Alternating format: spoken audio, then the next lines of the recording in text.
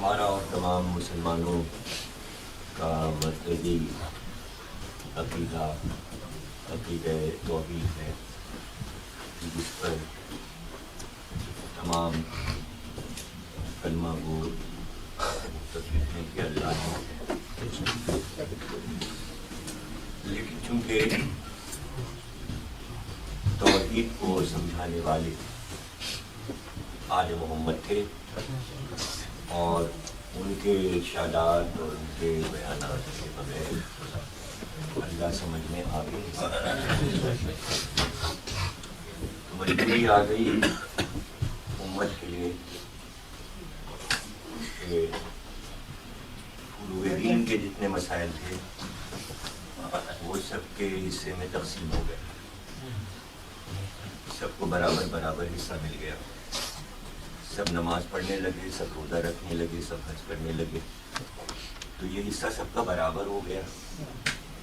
توحید کا مسئلہ جب اصول دین میں آیا جو کہ سب سے پہلے، تو اس میں حصہ نہیں بڑھ سکتا تھا، اللہ کو سمجھا نہیں سکتا تھا، تو بہت غصہ آیا لوگوں کو اس بات پر کہ آل محمد نے کیسے سمجھا دیا۔ تو اب ایک ہی صورت تھی کہ ان کی باتوں اور ان کے ارشادات میں تنقید کی جائے اور جو انہوں نے کہا ہے اس کے الٹا کہا جائے اور اختلافات پیدا کر دیے جائیں۔ اس لیے مسلمانوں نے سب سے زیادہ اختلافات اللہ کے مسئلے میں پیدا کر دیے اور مشہور یہ کر دیا کہ اختلافات مسئلے میں علی کی ذات میں بھی نہیں سمجھا، یہی میری مجلس کا اس وقت موضوع ہے، مسئلہ پیدا کیا اللہ میں اور مشہور کیا کہ اختلاف علی کی وجہ سے۔ اب یہ وجہ کیا ہے یہ بھی سمجھ لیجیے۔ وجہ یہ ہے کہ اللہ کو سمجھانے کے لیے خود اللہ نے جو ترکیبیں استعمال کی کہ ہم کو کیسے سمجھو، تو اس نے مثالوں سے اپنے آپ کو سمجھا، اور پورے قرآن کو آپ سے اس نظریے سے پڑھیں کہ اس میں مثالیں کتنی دی گئی ہیں، مسئلے کتنی بیان کی گئی۔ جگہ جگہ اللہ اپنی بات کہتا اور کہتا سمجھو مثال یہ فلاں نور یوں روشن ہے۔ جگہ جگہ آپ آیات میں دیکھیں گے کہ کس طرح شجرہ طیبہ کو سمجھایا، کلمہ طیبہ کو سمجھایا، شجرہ خبیثہ کو سمجھایا، کلمہ خبیثہ کو سمجھایا، مثالیں دے دے کے۔ تو خود ہی کہتا ہے کہ اللہ مثال بیان ہے۔ تو مثال ضروری اس لیے تھی کہ انسان جو آس پاس دیکھ رہا ہے جب تک اس کو محسوس نہیں کرے گا توحید کو نہیں سمجھ سکتا۔ تو مثال دینے کے لیے جب وہ مثال دیتا ہے اپنے ناموں کو جو اپنی طرف منسوب کیا تو دوسروں کی طرف بھی منسوب کیا۔ اب یہاں سے توحید کا سمجھنا موٹے عقلوں والوں کے لیے مشکل ہو جاتا ہے۔ اچھی اچھی جو باریک عقلیں رکھتے ہیں، خوبصورت عقلیں رکھتے ہیں، ان کے سمجھ میں بات آتا ہے جب وہ یہ کہتا ہے کہ احسن الخالقین، اس کا کیا مطلب ہے؟ جمع میں خلق کرنے والوں کا احسن میں ہوں، اتنا مجھ نے انہوں کو میں بھی خالق ہوں اور لوگ بھی خالق۔ اب آپ دیکھیں جب انگریزی سے ترجمہ کریں گے اردو میں کہتے ہیں بلب کا خالق کون ہے، ٹیلی فون کا خالق کون ہے، ٹیلی ویژن کا خالق کون ہے، اردو میں کہا۔ تو اس وقت شرک کیوں نہیں ہوتا؟ اللہ کا نام مالک ہے، جب آپ کہتے ہیں صاحب یہ تو اس عمارت کے مالک ہیں، اس وقت شرک نہیں ہوتا۔ خیر الرازقین، رزق تقسیم کرنے والوں کا میں خیر ہوں، تو کتنے راضی بن گئے، کتنے رزاق بن گئے، وہاں شرک نہیں ہوتا.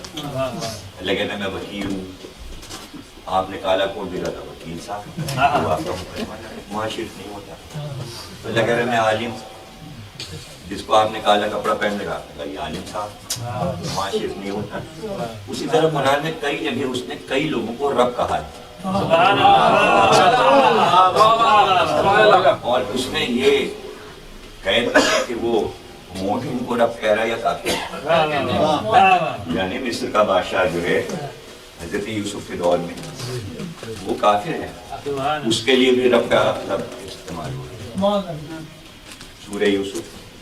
اب ایسی مثالیں قرآن میں مطلب ان چیزوں کو نہیں سمجھ پاتے لوگ کہ اللہ مثالوں سے بات کرتا ہے، اور پھر اس نے ایک محبت کے جذبے کو اولا کیا اور اولا کر کے کہا کہ سب سے افضل ترین محبت ہم نے یہ خلق کی ہے وہ ہے ماں کی محبت، اور کہہ دیا یہ ماں جو ہے تمہاری رب ہے، رب یعنی صغیرہ، چھوٹے سے تھے یہی تو تمہاری رب ہے. تو اگر رب کا لفظ عام جگہوں پہ استعمال ہو رہا ہے قرآن میں تو شرک نہیں ہوگا. بس قیامت ہے اگر آپ نے کہہ دیا علی یہ بات. یہاں کوئی ٹیلی ویژن چل رہے ہیں جو کہہ جاتے شیعہ ٹیلی ویژن، تو وہ کوئی تقریر میری کوئی ٹیلی ویژن رکھنا تھا پچھلے سال، وہاں جواب ہے کہ انہوں نے ایک بار علی کو رب کہہ دیا تھا، ہم انہیں تقریر نہیں کروائیں گے. اب ابھی بھی کہہ دیا.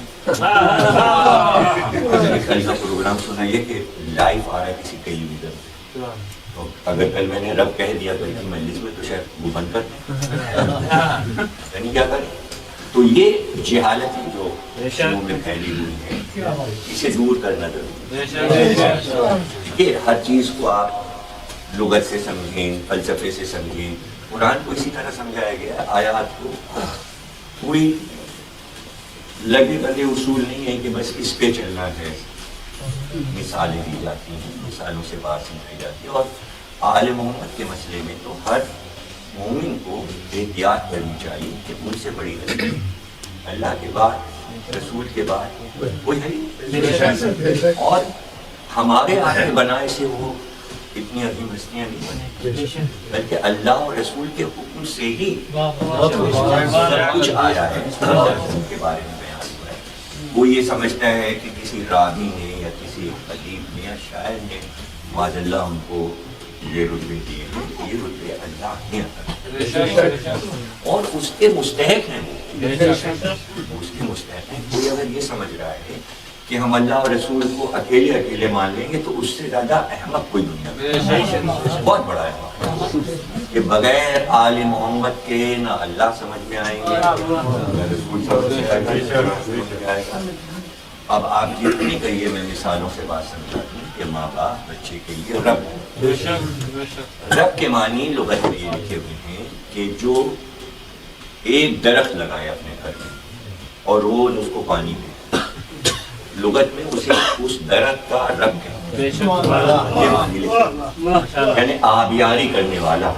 رب کے معنی ہے پرورش کرنے والا، پالنے والا. اب پرورش بھی کئی طریقے کی، جیسے درخت پال رہے ہیں، کھیت پال رہے ہیں، جانور پال رہے ہیں، بچہ پال رہے ہیں، تو وہ اس پرورش کی بنا پر وہ ٹائٹل پائے گا.